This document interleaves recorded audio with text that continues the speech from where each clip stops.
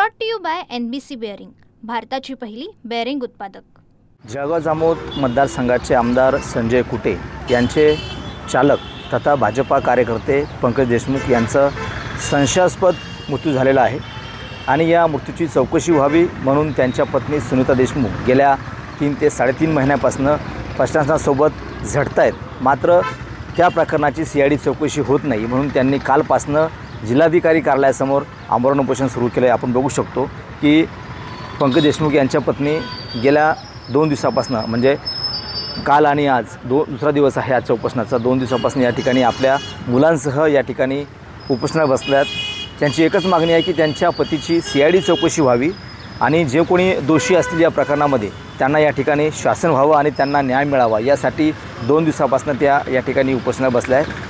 त्यांचा 8 वर्षाचा मुलगा आहे, 11 वर्षाची मुलगीसुद्धा त्यांच्यासोबत या ठिकाणी उपोषण करते आणि त्यांच्या वडिलांनासुद्धा या ठिकाणी न्याय मिळावा अशी या चिमुकल्यांची मागणी आहे। आपल्यासोबत पंकज देशमुख यांच्या पत्नी सुनीता देशमुख आहेत।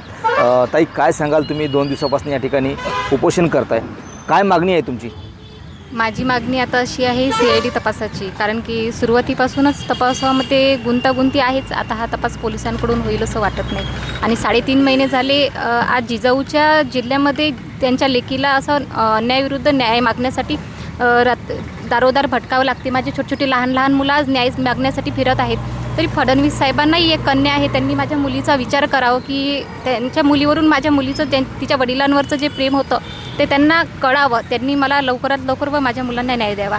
तसेच फडणवीस साहेब आता जळगाव जामोदमध्ये दौऱ्यावर आले असताना पोलीस प्रशासनाने जळगाव जामोदच्या 5-6 लेडीज पोलिसने मला बळजबरी बँकेतून उचलून फडणवीस साहेब परत प्रस्थान होईपर्यंत 1.5 तास बँकेमध्ये एखाद्या आतंकवाद्याप्रमाणे बसवून ठेवण्यात आले आणि पोलीस स्टेशन समोरून फडणवीस साहेबांची गाडी आली आणि गेली। मला आवाजसुद्धा आतमध्ये आला पण मी आवाजसुद्धा देऊ शकले नाही। त्यांचं हेलिकॉप्टर जे आहे ते लँड झालं, मला आवाज आला पण तरी मी सुद्धा त्या दिवशी मला निवेदन कुठल्याच प्रकारचं द्यायचं नव्हतं। आमदार भाऊंच्या जे आहे दुःखामध्ये विघ्न आणायचं नव्हतं, पण तरी माझ्यासोबत जो अत्याचार झाला तर तेव्हा असं वाटायचं की देवाभाऊंना आवाज द्यावं, त्यांना आपल्या दुःखाबद्दल सांगावं, न्याय मागावं, पण तरी मला तो क्षणसुद्धा माझ्या नशिबात आला नाही। पण गेले 3-3.5 महिने झाले तुमच्या पतीचे या ठिकाणी संशयास्पद मृत्यू झालेला आहे, अद्यापही पोलीस कुठल्याही मार्गाने चौकशी करत नाही असं वाटतं? नाही, कारण की 2 महिने झाले वरिष्ठ अधिकारी DYSP सरांकडे तपास गेलेला होता पण त्यांचा कॉन्टॅक्टच होत नाही। माझे कॉन्टॅक्ट रिजेक्ट कॉलमध्ये टाकले जातात, व्हॉट्सअप कॉलवर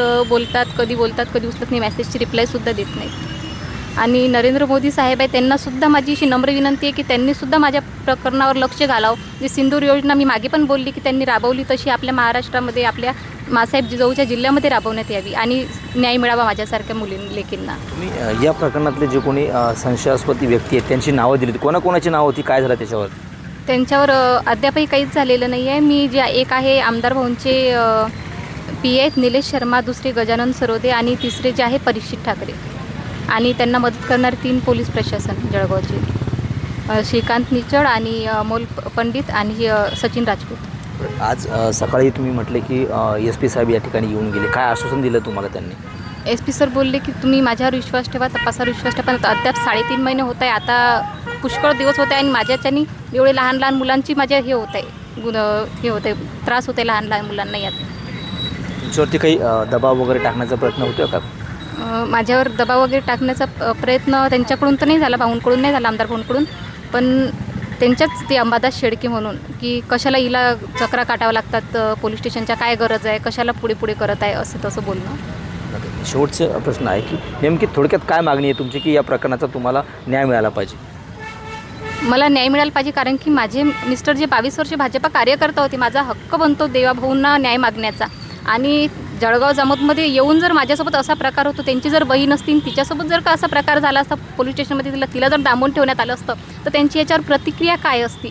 ते तर स्वतः त्यांच्या बहिणीला भेटले असते, ते जर मला भेटले तरी त्यांनी मला भेटूनसुद्धा CIDची मागणी माझी मान्य केली तरी मला चालेल। तशी माझी त्यांना विनंती आहे की त्यांनी माझी मागणी मान्य करावं। तुम्ही किती दिवस बसणार आहात या ठिकाणी? मी आता कालपासून बसलेले आहे, जोपर्यंत माझी मागणी मान्य होत नाही, देवाभाऊ फोनवर का होईना माझी मागणी मान्य करत नाही तोपर्यंत मी इथून उठणार नाही। पालकमंत्र्यांनी सुद्धा मला भेट द्यावी अशी माझी इच्छा आहे।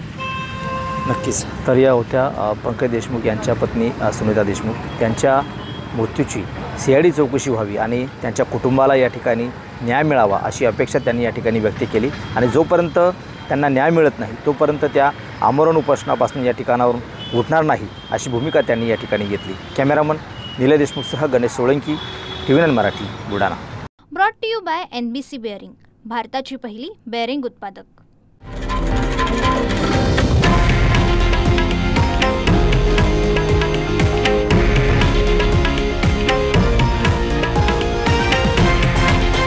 हे आहे देशातील नंबर 1 न्यूज नेटवर्क आणि आपण पाहत आहात TV9 मराठी, एकमेव.